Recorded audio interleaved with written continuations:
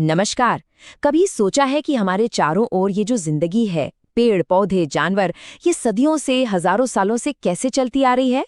तो चलिए आज बायोलॉजी की उसी कमाल की कहानी को समझते हैं कि आखिर जिंदगी एक पीढ़ी से दूसरी पीढ़ी तक अपना सफर तय कैसे करती है। तो सीधे इस सबसे बड़े सवाल पर आते हैं। देखिए, कोई भी एक जीव हमेशा के लिए नहीं जीता, उसकी मौत तो तय है। तो फिर कोई भी प्रजाति मतलब स्पीशीज लाखों साल से इस धरती पर कैसे टिकी हुई है? ये सुनने में थोड़ा अजीब लगता है ना, एक पहेली जैसा। अब देखिए, एक और दिलचस्प बात, किसी भी जीव की उम्र यानी उसका लाइफ स्पैन जरूरी नहीं कि उसके साइज पर डिपेंड करे। जैसे एक कौवा और तोता साइज में लगभग एक जैसे ही होते हैं, लेकिन कौवा मुश्किल से 15 साल जीता है और वहीं एक तोता 140 साल तक जी सकता है। मतलब कमाल की बात है ना। और ये बात साफ करती है कि किसी स्पीशीज का बचे रहना किसी एक जीव की लंबी उम्र पर निर्भर नहीं करता। तो इस पहेली को सुलझाने के लिए आज हम इन टॉपिक्स पर एक नजर डालेंगे। हम जीवन अवधि के विरोधाभास से शुरू करेंगे, फिर समझेंगे कि जीवन का मास्टर प्लान यानी जनन क्या है, और आखिर में जीवन को आगे बढ़ाने की दो मेन रणनीतियों अलैंगिक और लैंगिक जनन को देखेंगे। तो चलिए शुरू करते हैं हमारे पहले हिस्से से, जीवन अवधि का विरोधाभास। हर जीव, चाहे वो कितना भी छोटा हो या कितना भी बड़ा, उसका एक तय जीवन काल होता है। बायोलॉजी में इसी समय को जीवन अवधि या लाइफ स्पैन कहते हैं। मतलब सीधा है, जन्म से लेकर नेचुरल डेथ तक का टाइम। अब ये कुछ घंटों का भी हो सकता है और हजारों साल का भी, लेकिन होता हमेशा लिमिटेड ही है। तो फिर जो सवाल हमने शुरू में उठाया था, उसका जवाब क्या है? जवाब है जनन यानी रिप्रोडक्शन। यही वो बायोलॉजिकल मास्टर प्लान है जो पीढ़ियों के बीच एक पुल की तरह काम करता है और किसी भी प्रजाति को हमेशा के लिए खत्म होने से बचाता है। तो ये जनन या रिप्रोडक्शन आखिर है क्या? देखिए, बिल्कुल सीधे शब्दों में कहें तो ये वो प्रोसेस है जिससे कोई भी जीव अपने जैसे ही नए जीव यानी अपनी संतान को जन्म देता है।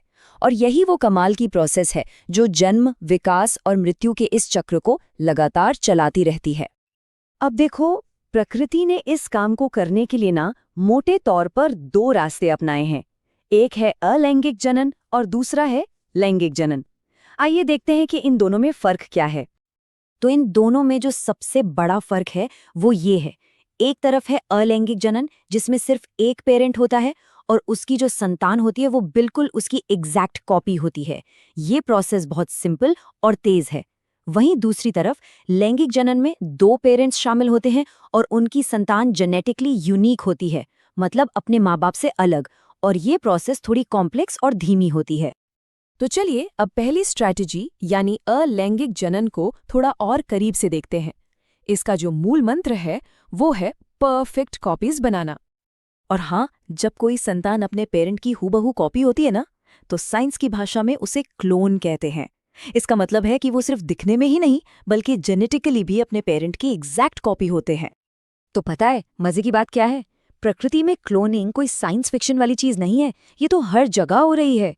चलिए कुछ कमाल के उदाहरण देखते हैं कि जीव खुद को कैसे क्लोन करते हैं। ये देखिए, ये है यीस्ट, एक सिंगल सेल वाला जीव। ये क्या करता है? ये बडिंग नाम की एक प्रोसेस यूज करता है। मतलब पेरेंट सेल पर एक छोटी सी कली या बड बनती है, वो बड़ी होती है और फिर टूटकर एक नया आजाद यीस्ट बन जाती है। कितना सिंपल है ना। अब ये देखिए हाइड्रा, ये एक मल्टी सेल्यूलर जीव है। ये भी बडिंग ही करता है, लेकिन यहाँ पर एक पूरा का पूरा छोटा हाइड्रा पेरेंट की बॉडी पर ही उगना शुरू हो जाता है और जब वो तैयार हो जाता है तो अलग हो जाता है, मानो कुदरत की अपनी 3D प्रिंटिंग चल रही हो। अच्छा, पौधों में इसी चीज को कायिक प्रवर्धन कहते हैं और इसका सबसे कॉमन एग्जाम्पल तो हम सब ने देखा है, आलू। आलू पर जो आंखें होती है ना, वो असल में उसकी कलियां हैं और सही माहौल मिले तो हर एक आंख से एक पूरा का पूरा नया आलू का पौधा उग सकता है। और अब ये देखिए ब्रायोफिल्म का पौधा, ये तो और भी कमाल है। इसके पत्तों के किनारों पर ही छोटी छोटी कलियां उगाती हैं और जब ये पत्ता टूटकर जमीन पर गिरता है तो हर कली से एक नया पौधा बन जाता है। जरा सोचिए, बस एक पत्ते से दर्जनों नए पौधे। लेकिन अलैंगिक जनन की ये जो जबरदस्त रफ्तार है ना, ये कभी-कभी एक बहुत बड़ी मुसीबत भी बन सकती है। जैसा कि इस पौधे के साथ हुआ, जिसे एक बड़ा ही डरावना नाम मिला, बंगाल का आतंक। ये पौधा है जलकुंभी। अब हुआ ये कि इसे भारत लाया गया इसके खूबसूरत फूलों और पत्तियों की वजह से। लेकिन प्रॉब्लम ये हुई कि ये कायिक प्रवर्धन इतनी तेजी से करता है कि देखते ही देखते ये पूरे तालाब या झील को ढक लेता है। ये पानी से सारी ऑक्सीजन सोख लेता है, जिससे पानी में रहने वाली मछलियां मरने लगती हैं। ये एक बहुत बड़ा उदाहरण है कि कैसे अलैंगिक जनन की एफिशिएंसी कभी-कभी पर्यावरण के लिए तबाही ला सकती है। तो चलिए अब कहानी के दूसरे हिस्से की तरफ बढ़ते हैं, लैंगिक रणनीति। अगर अलैंगिक जनन कॉपी पेस्ट करने जैसा है, तो लैंगिक जनन कुछ नया बनाने के बारे में है, मतलब विविधता या वैरायटी। अब ये प्रोसेस थोड़ी कॉम्प्लेक्स है। इसमें 2 पेरेंट्स होते हैं, एक मेल और एक फीमेल। ये दोनों खास तरह के सेल्स बनाते हैं जिन्हें गैमीट कहते हैं। और जब ये गैमीट आपस में मिलते हैं तब एक नई जेनेटिकली यूनिक संतान बनती है। तो यहाँ एक तरह का ट्रेड ऑफ है। अलैंगिक जनन बहुत तेज, बहुत एफिशिएंट है, लेकिन उसका नतीजा क्या होता है? एक जैसी संतान। वहीं दूसरी तरफ लैंगिक जनन धीमा है, कॉम्प्लेक्स है, लेकिन उसका सबसे बड़ा फायदा है जेनेटिक वैरायटी। और ये विविधता इतनी जरूरी क्यों है? भाई क्योंकि हमारा माहौल, हमारा पर्यावरण लगातार बदलता रहता है। नई नई बीमारियां आती हैं, मौसम बदलता है, नए शिकारी आते हैं। इन सब चीज़ों से निपटने के लिए वैरायटी बहुत ज़रूरी है। यही वो चीज़ है जो किसी प्रजाति को बदलते वक्त के साथ ढलने और लंबे समय तक जिंदा रहने का मौका देती है। तो आखिर में ये सवाल हमारे सामने खड़ा होता है कि अगर क्लोनिंग यानी सटीक प्रतियां बनाना इतना आसान और इतना एफिशिएंट है, तो फिर इस धरती पर ज्यादातर जिंदगी, जिसमें हम इंसान भी आते हैं, वो वैरायटी पैदा करने का इतना मुश्किल, धीमा और महंगा रास्ता क्यों अपनाती है? ये एक ऐसा सवाल है जो हमें प्रकृति की गहरी रणनीतियों के बारे में सोचने पर मजबूर कर देता है।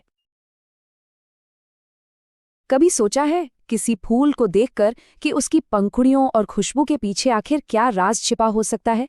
चलिए आज इसी राज से पर्दा उठाते हैं और एक फूल के अंदर की अविश्वसनीय दुनिया की सैर करते हैं।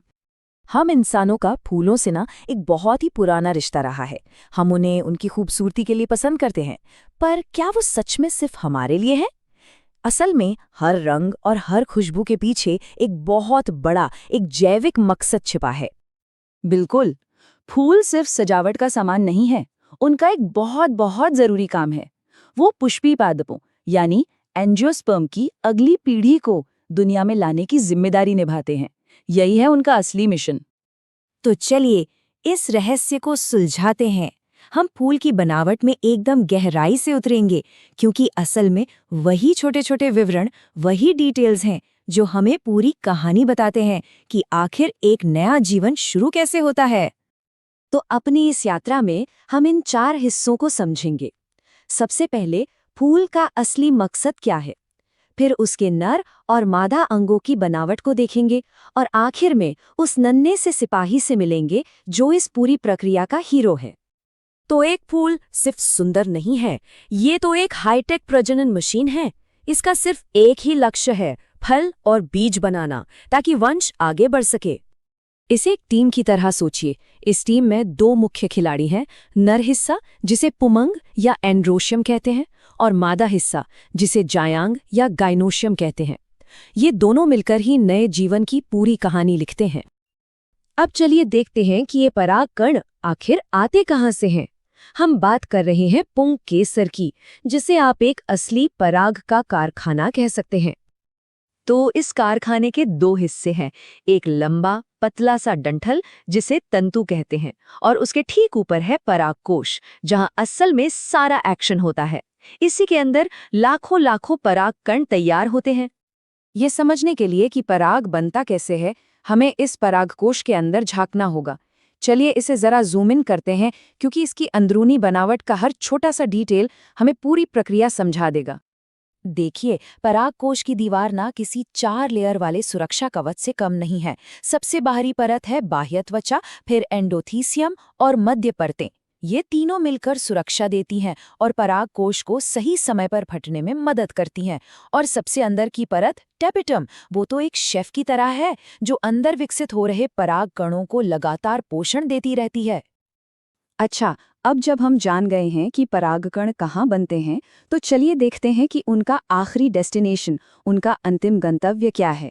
तो मिलिए स्त्री केसर से, जो परागकणों का इंतजार कर रही है। इसके भी 3 मुख्य हिस्से हैं।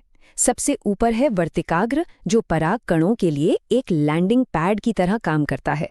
फिर आती है वर्तिका, एक पतला सा रास्ता। और सबसे नीचे है अंडाशय, वो जगह जहां असली जादू होना है। और इस अंडाशय के अंदर मौजूद होते हैं बीजांड।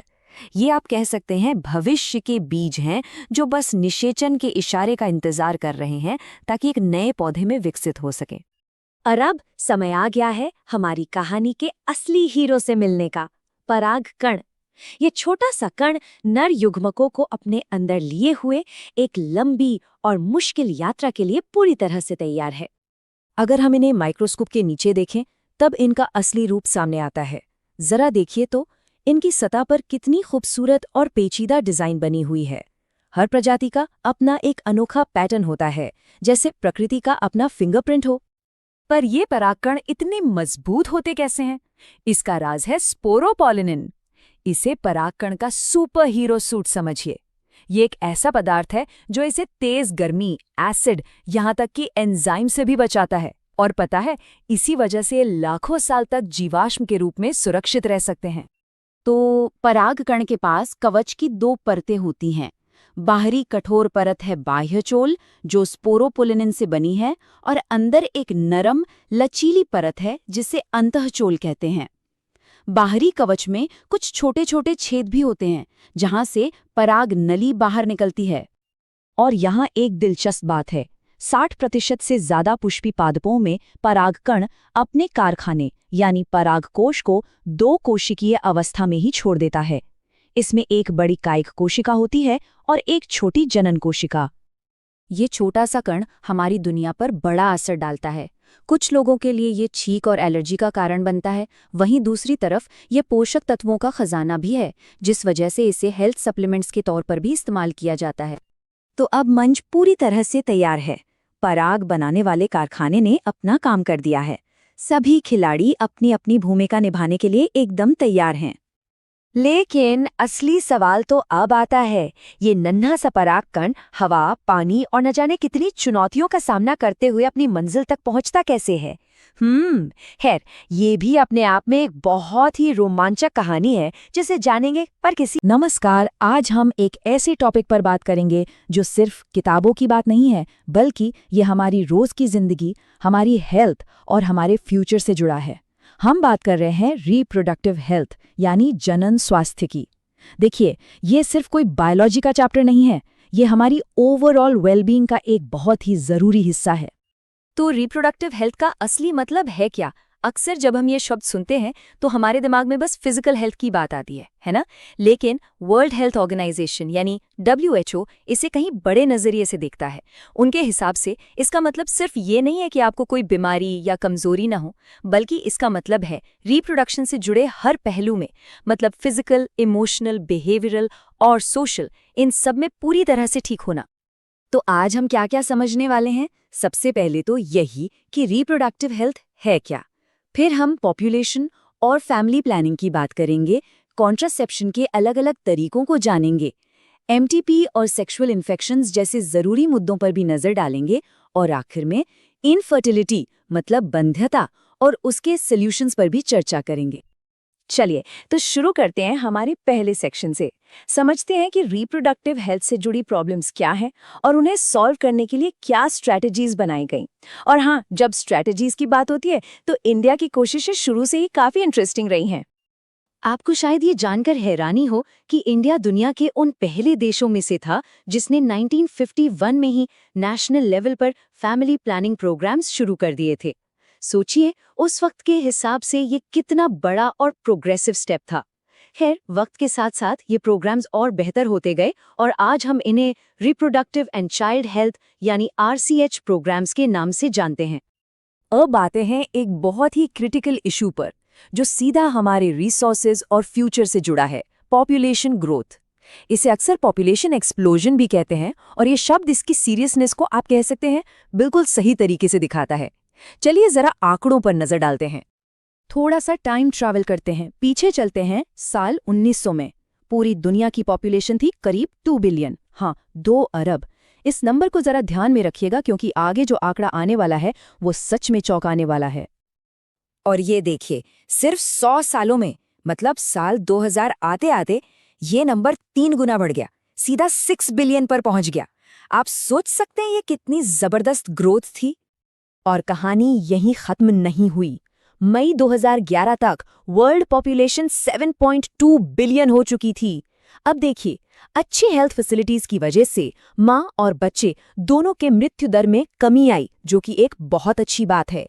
लेकिन इतनी तेजी से बढ़ती पॉपुलेशन ने हमारे नेचुरल रिसोर्सेज पर बहुत ज्यादा प्रेशर भी डाल दिया। तो इस एक्सप्लोसिव ग्रोथ को कंट्रोल करने के लिए इंडियन गवर्नमेंट ने लोगों को छोटे परिवार रखने के लिए एनकरेज किया। और वो नारा तो सबको याद ही होगा, हम दो हमारे दो। फैमिली प्लानिंग की इंपॉर्टेंस को इतने सिंपल शब्दों में समझाना ये वाकई एक बहुत इफेक्टिव तरीका था। अच्छा, तो फैमिली प्लानिंग के लिए ऑप्शंस क्या-क्या है? हमारा अगला सेक्शन इसी पर है। चलिए समझते हैं कॉन्ट्रासेप्टिव के अलग-अलग मेथड्स को। देखिए, बर्थ कंट्रोल के तरीकों को हम कई कैटेगरीज में बांट सकते हैं। जैसे कुछ नेचुरल या ट्रेडिशनल तरीके हैं, फिर हैं बैरियर मेथड्स, आईयूडीज हैं, ओरल कॉन्ट्रासेप्टिव्स यानी गोलियां हैं, इंजेक्टेबल्स और इम्प्लांट्स भी हैं, और आखिर में सर्जिकल मेथड्स यानी परमानेंट तरीके। तो चलिए इनमें से कुछ मेन मेथड्स को थोड़ा डिटेल में देखते हैं। नेचुरल मेथड्स का फंडा ये है कि ओवम और स्पर्म को मिलने ही ना दिया जाए, लेकिन इसमें दिक्कत ये है कि फेलियर रेट काफी हाई होता है। दूसरी तरफ हैं बैरियर मेथड्स, जो जैसा कि नाम से ही जाहिर है एक बैरियर की तरह काम करते हैं और फिजिकली ओवम और स्पर्म को मिलने से रोकते हैं। कॉन्डोम्स जैसे बैरियर मेथड्स का एक बहुत बड़ा फायदा है, बल्कि कह सकते हैं डबल फायदा है। ये न सिर्फ अनवांटेड प्रेगनेंसी को रोकते हैं, बल्कि सेक्सुअली ट्रांसमिटेड इन्फेक्शंस मतलब एसटीआईज और एड्स जैसी सीरियस बीमारियों से भी बचाते हैं। अब बात करते हैं आईयूडीज की, जैसे कि कॉपर टी। इंडिया में महिलाओं के लिए ये एक बहुत ही पॉपुलर और इफेक्टिव मेथड है। ये लॉन्ग टर्म तो है पर रिवर्सिबल भी है। इसे मेडिकल एक्सपर्ट ही इंसर्ट करते हैं और ये डिवाइस कॉपर या हार्मोन रिलीज करके प्रेगनेंसी को रोकती है। ओरल कॉन्ट्रासेप्टिव पिल्स भी एक बहुत असरदार तरीका है, और आपको ये जानकर अच्छा लगेगा कि इंडिया में लखनऊ के सेंट्रल ड्रग रिसर्च इंस्टीट्यूट ने सहेली नाम की एक नॉन स्टेरॉयडल गोली बनाई है। इसकी खास बात यह है कि इसे हफ्ते में बस एक बार लेना होता है और इसके साइड इफ़ेक्ट्स भी बहुत कम है। अब जो कपल्स डिसाइड कर चुके हैं कि उन्हें और बच्चे नहीं चाहिए, उनके लिए सर्जिकल मेथड्स यानी परमानेंट स्टेरिलाइजेशन भी एक ऑप्शन है। पुरुषों के लिए इसे वैसेक्टमी कहते हैं और महिलाओं के लिए ट्यूबेक्टमी। हाँ, ये एक परमानेंट तरीका है, इसलिए ये फैसला बहुत सोच समझ कर लेना होता है। चलिए अब कुछ और सेंसिटिव हेल्थ टॉपिक्स पर आते हैं। हमारा अगला सेक्शन एमटीपी और सेक्सुअल इन्फेक्शंस पर है, और हम इन पर बिल्कुल न्यूट्रली और इन्फॉर्मेशन बेस्ड बात करेंगे। एमटीपी यानी मेडिकल टर्मिनेशन ऑफ प्रेगनेंसी। इसका मतलब है फुल टर्म से पहले प्रेगनेंसी को वॉलंटरली टर्मिनेट करना। इंडिया में इसे 1971 में लीगल किया गया था, ताकि अनसेफ और इल्लीगल अबॉर्शन से होने वाले खतरों को कम किया जा सके। एक बात ध्यान रखना बहुत जरूरी है कि फर्स्ट ट्राइमेस्टर मतलब पहले 12 हफ्तों तक एमटीपी को रिलेटिवली सेफ माना जाता है, लेकिन यह हमेशा एक क्वालिफाइड डॉक्टर की देखरेख में ही होना चाहिए। सेक्सुअली ट्रांसमिटेड इन्फेक्शंस या एसटीआईज एक और बड़ी हेल्थ चैलेंज है। यहाँ देखिए, गोनोरेया और सिफिलिस जैसे इन्फेक्शंस अगर अर्ली स्टेज में पता चल जाएं तो पूरी तरह से क्यूरेबल हैं, लेकिन हेपेटाइटिस बी, जेनिटल हर्ब्स और एचआईवी जैसी बीमारियों का कोई पक्का इलाज नहीं है। तो सीधी सी बात है, prevention is always better than cure. और अब हम आते हैं हमारे आखिरी टॉपिक पर, इनफर्टिलिटी यानी बंध्यता। ये कई कपल्स के लिए एक बहुत ही सेंसिटिव और इमोशनल इशू हो सकता है। तो चलिए इसके कारणों और जो साइंटिफिक सॉल्यूशंस अवेलेबल हैं उन पर फोकस करते हैं। इनफर्टिलिटी का मतलब है अनप्रोटेक्टेड कोहैबिटेशन के बावजूद कंसीव न कर पाना। और ये बात समझना बहुत बहुत ज़रूरी है कि ये प्रॉब्लम सिर्फ फीमेल पार्टनर से जुड़ी नहीं होती। कई मामलों में प्रॉब्लम मेल पार्टनर में या फिर दोनों में भी हो सकती है। पर अच्छी बात यह है कि साइंस ने काफ़ी तरक्की कर ली है। आजकल स्पेशलाइज्ड हेल्थ केयर यूनिट्स हैं जो इनफर्टिलिटी के कई कारणों का पता लगाकर उनका इलाज कर सकती हैं। और जहां ये मुमकिन नहीं हो पाता, वहाँ असिस्टेड रिप्रोडक्टिव टेक्नोलॉजीज यानी ART जैसे कि IVF कपल्स को पेरेंट बनने में मदद कर सकती हैं। और जाते जाते हम एक ज़रूरी सवाल सबके लिए छोड़ना चाहते हैं। क्या स्कूलों में सेक्स एजुकेशन ज़रूरी है? और अगर हाँ, तो क्यों? इस पर सोचना बहुत ज़रूरी है, क्योंकि सही इन्फॉर्मेशन और अवेयरनेस ही एक हेल्दी और रिस्पॉन्सिबल सोसाइटी की फाउंडेशन होती है। इस बारे में आपकी तो चलिए आज बात करते हैं जीव विज्ञान की सबसे बड़ी जासूसी कहानियों में से एक की। ये कहानी है एक भिक्षुक की, जिसने अपने बगीचे में लगे कुछ साधारण मटर के पौधों से जीवन के सबसे गहरे राज का पर्दाफाश कर दिया। ये कहानी है उस कोड की जो एक पीढ़ी से दूसरी पीढ़ी तक जाता है। कभी ये सोचा है कि हाथी से हमेशा हाथी ही क्यों पैदा होता है, या आम की गुठली से आम का पेड़ ही क्यों उगता है, कोई और पौधा क्यों नहीं? सुनने में ये सवाल बहुत सीधे लगते हैं ना, पर यकीन मानिए इनके जवाब हजारों सालों तक एक बहुत बड़ी पहेली बने हुए थे। देखिए, ये बात तो हम सदियों से जानते थे कि बच्चे अपने माँ बाप जैसे ही होते हैं, लेकिन ऐसा होता क्यों है? इसके पीछे के नियम क्या थे? वो कौन सा अदृश्य कोड था जो एक पीढ़ी से दूसरी पीढ़ी तक जानकारी ले जाता था? असल में इसका जवाब उन छोटी छोटी समानताओं और अंतरों में छिपा था, बस उन्हें पढ़ना किसी को नहीं आता था। तो चलिए इस रहस्य की पहली परत को खोलते हैं। इसे समझने के लिए हमें दो बहुत जरूरी शब्दों को जानना होगा। ये शब्द इस पूरी कहानी के कह सकते हैं कि मुख्य सुराग हैं। पहला शब्द है वंशानुगति या हेरिडिटी, मतलब वो प्रक्रिया जिससे गुण माता पिता से बच्चों तक पहुंचते हैं, जैसे कि आंखों का रंग या बालों का स्टाइल। और दूसरा है विविधता या वेरिएशन, मतलब वो छोटे छोटे फर्क जो एक ही परिवार के लोगों को भी एक दूसरे से अलग बनाते हैं। बस इन्हीं समानता और अंतरों का जो पूरा खेल है ना, वही आनुवंशिकी है। तो फिर सवाल ये है कि इस बड़ी पहेली को सुलझाया किसने? जवाब एक मठ के बगीचे में छुपा था, और इसका जरिया बना एक बहुत ही आम सा पौधा, मटर। और हमारी कहानी के हीरो हैं ग्रेगर मेंडल। 19वीं सदी का दौर था, दुनिया में बड़ी बड़ी क्रांतियां हो रही थीं, और मेंडल साहब चुपचाप अपने मठ के बगीचे में विज्ञान की सबसे बड़ी पहेलियों में से एक को सुलझाने में लगे हुए थे। और ये कोई एक दो दिन का काम नहीं था। सोचिए, मेंडल ने पूरे 7 साल 1856 से लेकर 1863 तक हजारों हजार मटर के पौधों पर प्रयोग किए। उन्होंने हर एक पौधे, हर एक गुण और हर एक छोटे से छोटे बदलाव का बड़ी बारीकी से रिकॉर्ड रखा। अब आप पूछेंगे कि मेंडल की सफलता का राज क्या था? उनका राज था उन डिटेल्स पर ध्यान देना जिन्हें बाकी सब नजरअंदाज कर रहे थे। उन्होंने एक बहुत ही सरल सिस्टम चुना, मटर का पौधा, और उस पर अविश्वसनीय ध्यान दिया। उनकी यही बारीकी उनकी सबसे बड़ी ताकत बनी। उन्होंने मटर के पौधे में 7 ऐसे गुण चुने जो बिल्कुल साफ साफ जोड़ों में आते थे। मिसाल के तौर पर पौधे की लंबाई, या तो पौधा लंबा था या फिर बौना, बीज का कुछ नहीं। या फिर बीज का रंग, या तो पीला या हरा, कोई मिक्सिंग नहीं, बिल्कुल साफ अंदर। ये टेबल उन्हीं 7 गुणों को दिखाती है। गौर कीजिए कि हर गुण के 2 बिल्कुल अलग रूप थे, लंबा या बौना, पीला या हरा, कोई बीच का रास्ता नहीं था। इन्हीं साफ साफ अंतरों ने मेंडल को पैटर्न पकड़ने में मदद की। वो समझ गए थे कि रहस्य इन्हीं साफ सुथरे विवरणों में छिपा है। मेंडल ने एक बहुत ही सरल प्रयोग से शुरुआत की। उन्होंने एक बार में सिर्फ एक ही गुण को ट्रैक किया। तो चलिए हम भी पौधे की लंबाई की कहानी को ही देखते हैं। उनका एक्सपेरिमेंट 4 आसान स्टेप्स में था। सबसे पहले उन्होंने एक शुद्ध लंबे पौधे का क्रॉस एक शुद्ध बौने पौधे से कराया। इनसे जो पहली पीढ़ी पैदा हुई, जिसे F1 कहते हैं, वो कहानी का पहला ट्विस्ट था। फिर उन्होंने F1 पीढ़ी के पौधों का आपस में ही परागण होने दिया, जिससे F2 पीढ़ी पैदा हुई। और यहीं पर उन्हें पहला सरप्राइज मिला। F1 पीढ़ी के पैदा हुए सारे के सारे पौधे लंबे थे, एक भी पौधा बौना नहीं हुआ। ऐसा लगा मानो बौनेपन का गुण हवा में कहीं गायब हो गया हो। लेकिन कहानी अभी खत्म नहीं हुई थी। असली ट्विस्ट तो तब आया जब F1 पीढ़ी के इन लंबे पौधों का आपस में क्रॉस कराया गया। जो अगली पीढ़ी यानी F2 पीढ़ी पैदा हुई, उसमें बौने पौधे वापस आ गए। वो गुण जो गायब हो गया था, वो असल में सिर्फ छिप गया था। ये एक बहुत बड़ा सुराग था। ये कोई इत्तेफाक नहीं था। इस नतीजे के अंदर ही, इसके विवरण में ही वो गहरा राज छिपा था जिसने आनुवांशिकी के पहले नियमों को जन्म दिया। और वो राज छिपा था एक साधारण से अनुपात में। मेंडल ने एक जासूस की तरह F2 पीढ़ी के हर एक पौधे को गिना, और उन्होंने क्या पाया कि हर 3 लंबे पौधों के लिए एक बौना पौधा था। ये 3 और 1 का अनुपात बार बार हर बार आ रहा था। ये कोई तुक्का नहीं था, ये एक पैटर्न था, एक कोड। ये कोई जादुई नंबर नहीं था। मेंडल समझ गए कि ये सटीक अनुपात ही वो चाबी है जो आनुवंशिकता का ताला खोलेगी। इस डिटेल में ही पूरी व्याख्या छिपी थी।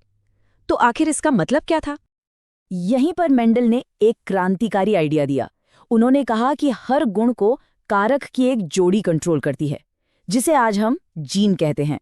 और सबसे जरूरी बात, अगर ये कारक अलग अलग हों, जैसे एक लंबेपन का और दूसरा बौनेपन का, तो एक दूसरे पर हावी हो जाता है। एक होता है प्रभावी यानी डोमिनेंट, और दूसरा अप्रभावी यानी रिसेसिव। मतलब अगर डोमिनेंट वाला मौजूद है तो रिसेसिव वाला बेचारा छिप जाता है, खुद को दिखा नहीं पाता।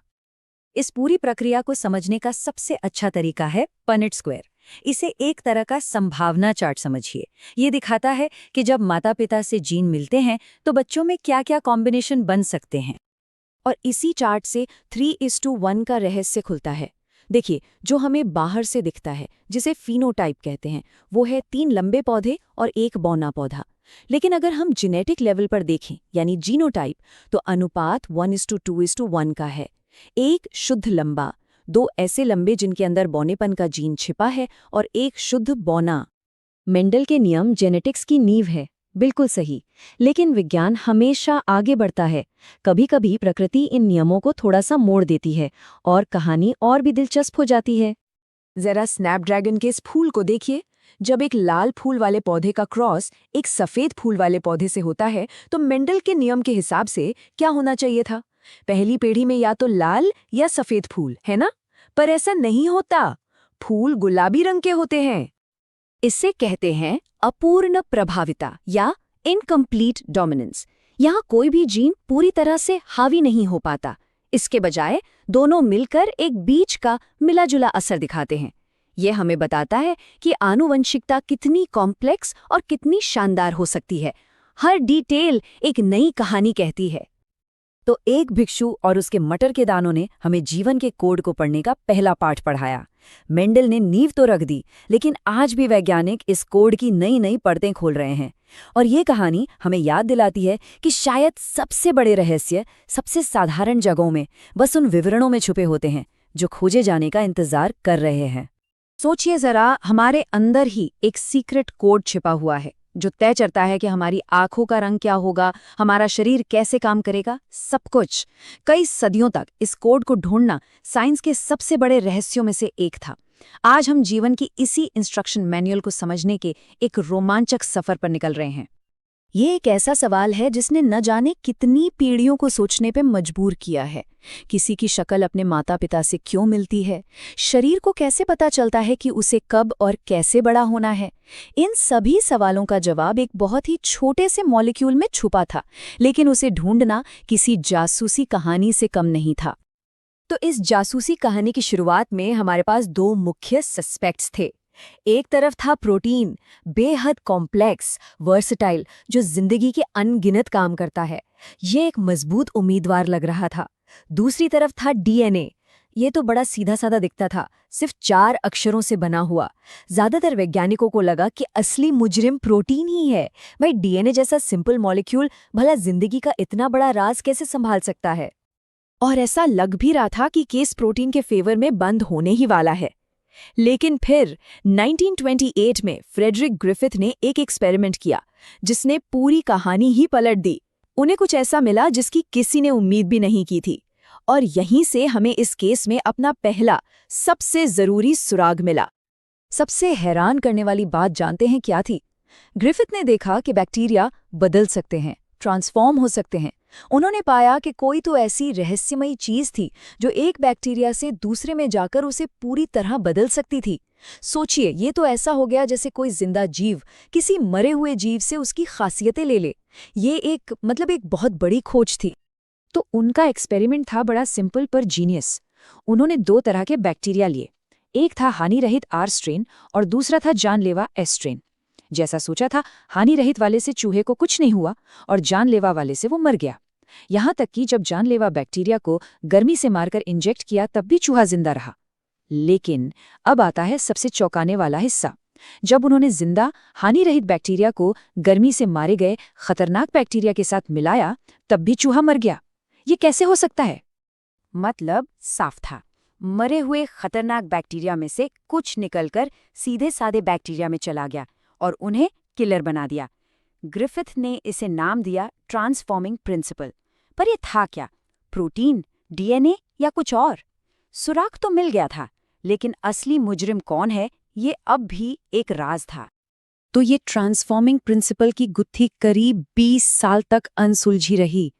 फिर आया साल 1952, जब अल्फ्रेड हर्शे और मार्था चेज ने एक ऐसा कमाल का एक्सपेरिमेंट डिजाइन किया जिसने आखिरकार इस मुजरिम को पकड़ ही लिया और केस हमेशा के लिए सॉल्व कर दिया।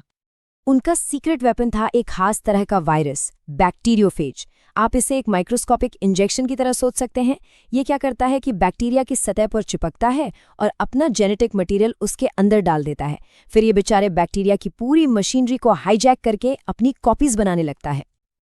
और यहीं पर इस एक्सपेरिमेंट का असली जीनियस छुपा है। उन्हें प्रोटीन और डीएनए दोनों पर नजर रखनी थी, तो उन्होंने क्या किया? उन्होंने दोनों को रेडियो एक्टिव टैग लगा दिए। देखिए, प्रोटीन में सल्फर होता है, फास्फोरस नहीं, तो उन्होंने प्रोटीन को रेडियो एक्टिव सल्फर से टैग कर दिया। और डीएनए में फास्फोरस होता है, सल्फर नहीं, तो उसे रेडियो एक्टिव फास्फोरस से टैग कर दिया।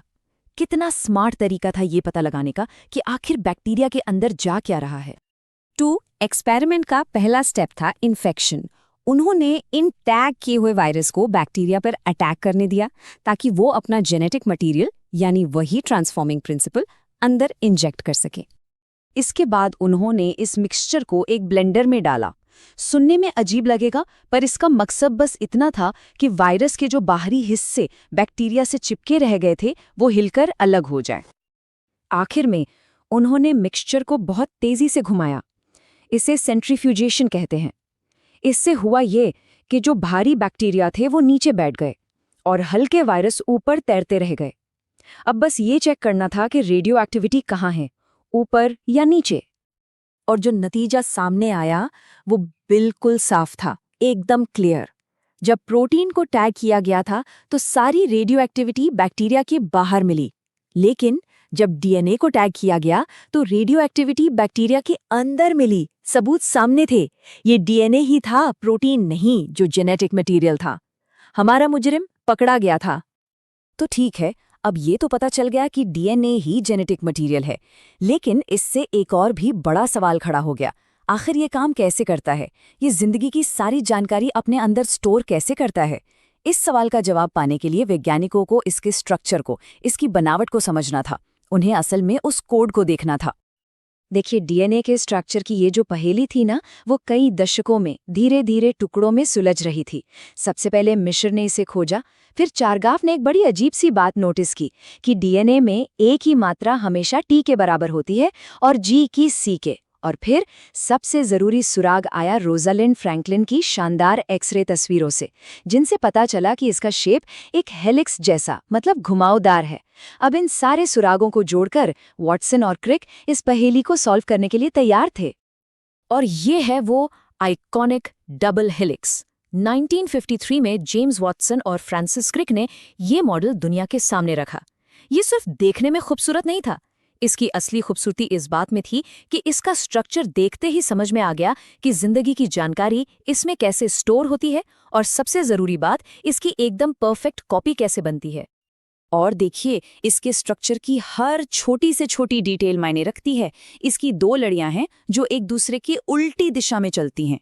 बाहर की तरफ एक शुगर फॉस्फेट की रीढ़ है, जैसे किसी सीढ़ी के 2 डंडे, और बीच के जो स्टेप्स हैं वो हैं बेस पेयर्स। ए हमेशा टी से जुड़ता है और जी हमेशा सी से। ये खास जोड़ी ही वो राज है जिससे डीएनए अपनी कॉपी बना पाता है। मतलब अगर हमारे पास एक लड़ी है तो हम दूसरी को अपने आप बना सकते हैं। ये जिंदगी के लिए एक परफेक्ट डिजाइन है, जहां हर एक छोटी डिटेल मिलकर एक बहुत बड़ा काम करती है। डीएनए के स्ट्रक्चर की खोज ने बायोलॉजी में एक नए दौर की शुरुआत कर दी थी। दरवाज़ा खुल चुका था। अब सवाल ये था कि ठीक है, जानकारी तो डीएनए में है, पर सेल इस जानकारी का इस्तेमाल करता कैसे है? फ्रांसिस क्रिक ने इस प्रोसेस को एक नाम दिया, सेंट्रल डॉगमा। ये एक बहुत ही सिंपल पर बहुत गहरा आइडिया है जो बताता है कि पूरी जिंदगी में इन्फॉर्मेशन का फ्लो कैसे होता है। इसे हम सेल का चेन ऑफ कमांड भी कह सकते हैं। ये बायोलॉजी के सबसे बुनियादी नियमों में से एक है। तो ये इन्फॉर्मेशन का फ्लो 3 स्टेप्स में होता है। पहला, रेप्लिकेशन।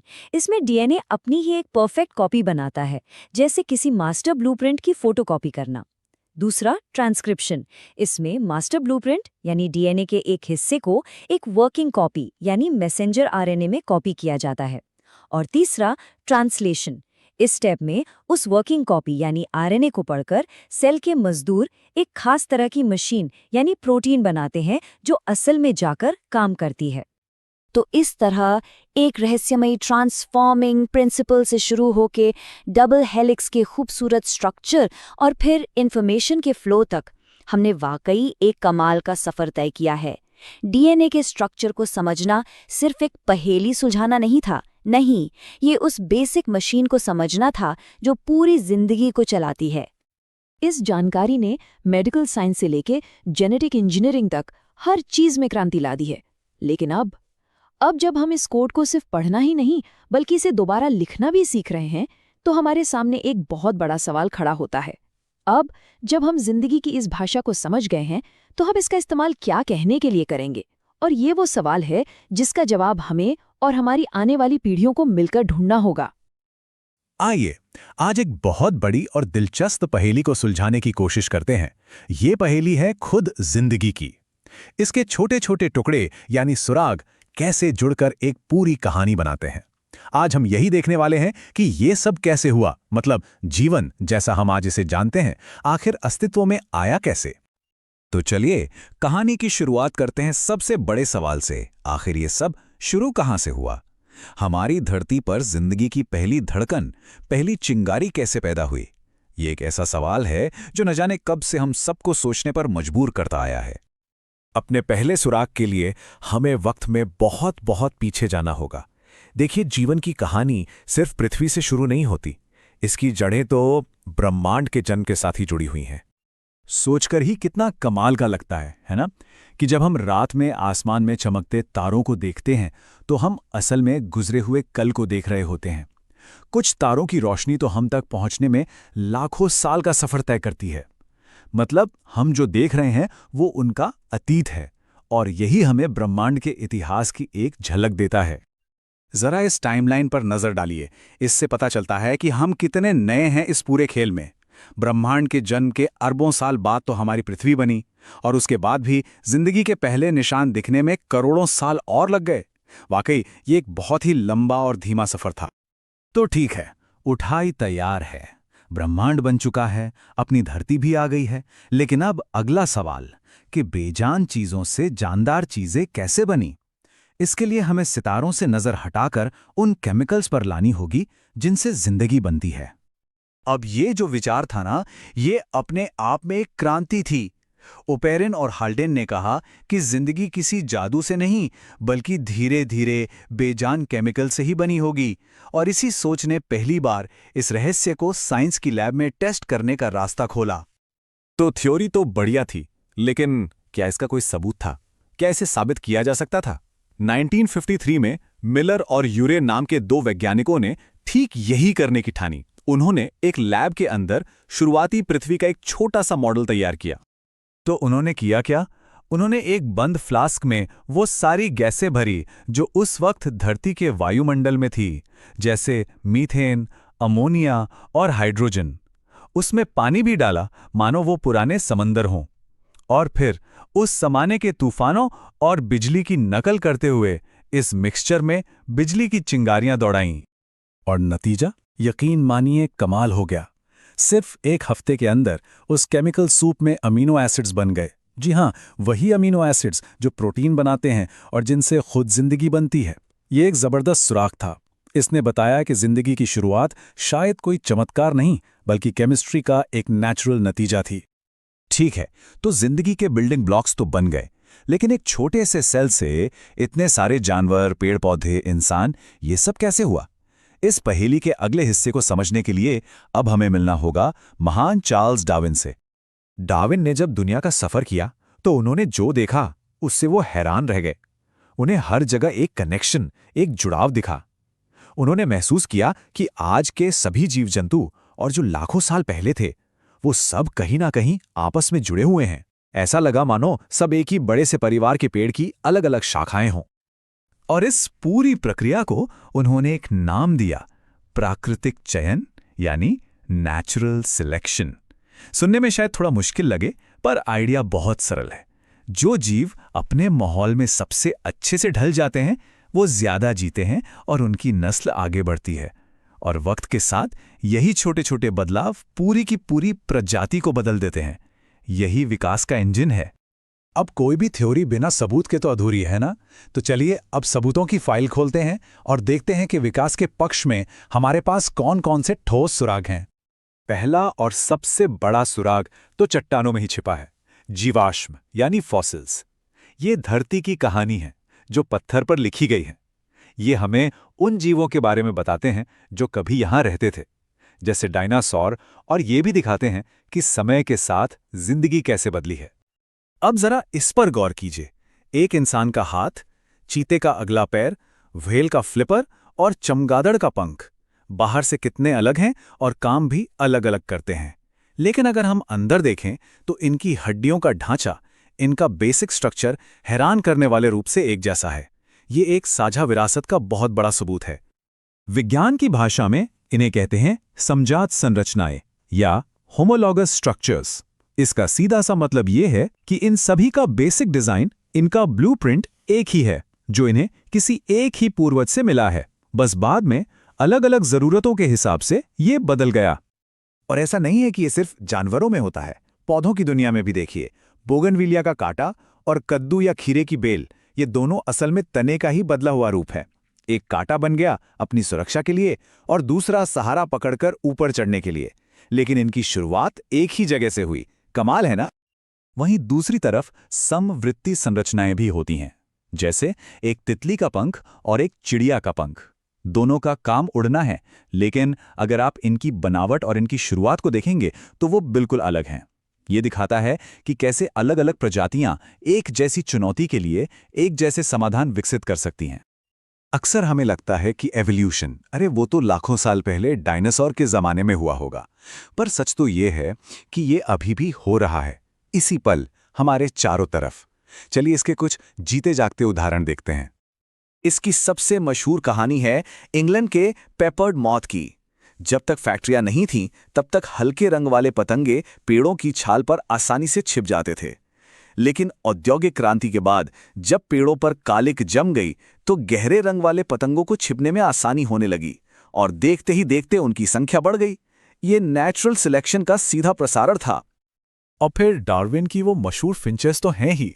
एक ही प्रजाति से आई इन चिड़ियों ने अलग अलग द्वीपों पर जैसा खाना मिला वैसी ही चोंच विकसित कर ली। किसी की चोंच बीज तोड़ने के लिए मोटी हो गई, तो किसी की कीड़े पकड़ने के लिए पतली और लंबी।